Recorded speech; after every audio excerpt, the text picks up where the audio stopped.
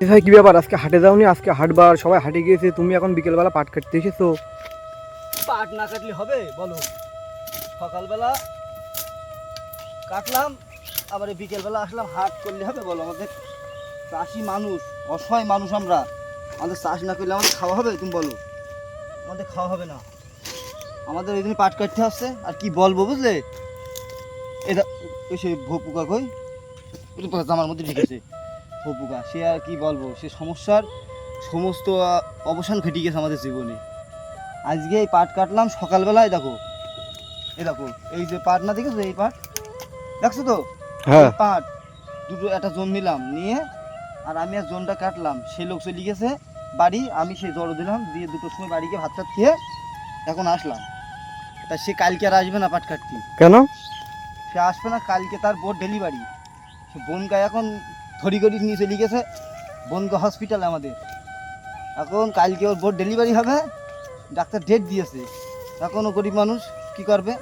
এখন হসপিটালে নিয়ে গিয়েছে, নিয়ে গিয়ে ওই চিকিৎসাটা করাবে, বাচ্চাটা ডেলিভারি করাবে। এবার সে আসে, এত টাকা সম্পত্তি একটা জীবনে আসতে চলেছে, সে আবার তোমার এই না করলে তার কিছু হবে? সে আসবে না, সে বলছে। আমি বলছি ঠিক আছে, আমার হলে আমি তো আসতাম না, তাহলে সে আসে বলো? তাই তো। তাই এই পাট, এতগুলো পাট তুমি সব একা জড়ো দিলে এই টানা রোদি দুপুরবেলা? হিসাবে এখন কি করা যাবে এখন বলো? বলো, চিন্তা করলে হবে বলো? বলো। এই কতটুকু পাটে?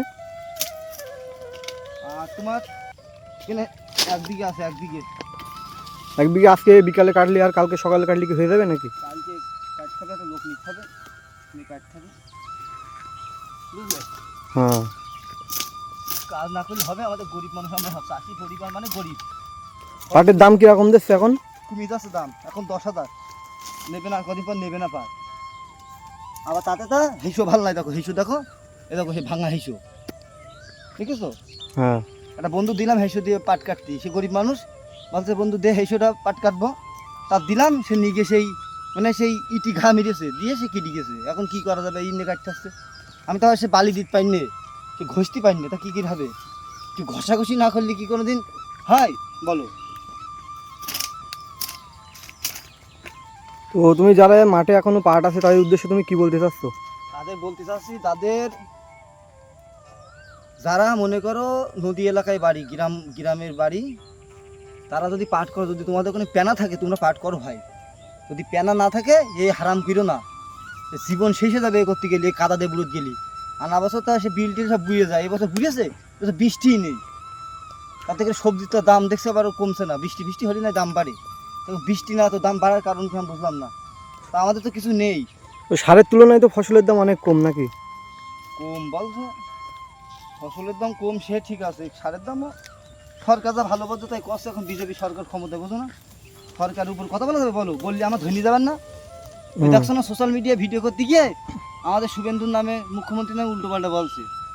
ও হারামখোরের একটা ইচ্ছা ওর, ও ভাইরাল হবে, তাই এইসব বলছে। কিন্তু আমাদের বলে ওইসব স্বপ্ন নেই, বলো যে ভাইরাল হবো, ওইসব করার আমাদের ইচ্ছা নেই। আমরা এই গরিব মানুষ যা করি কামো খাই তাই খাই, আর সরকার যদি কোনো ভাতা ফাতা দেয় আমাদের, তা নিয়ে আমাদের জীবন চলে যাবে, চিন্তা করলে হবে, আর চাষবাস করতে হবে। তো এখনো যাদের মাঠে পাট আছে কাটিনি, তারা কি দাম পাবে আদেও? দাম পাবে না, তাদের 7,000 টাকা পাট বেচতে হবে।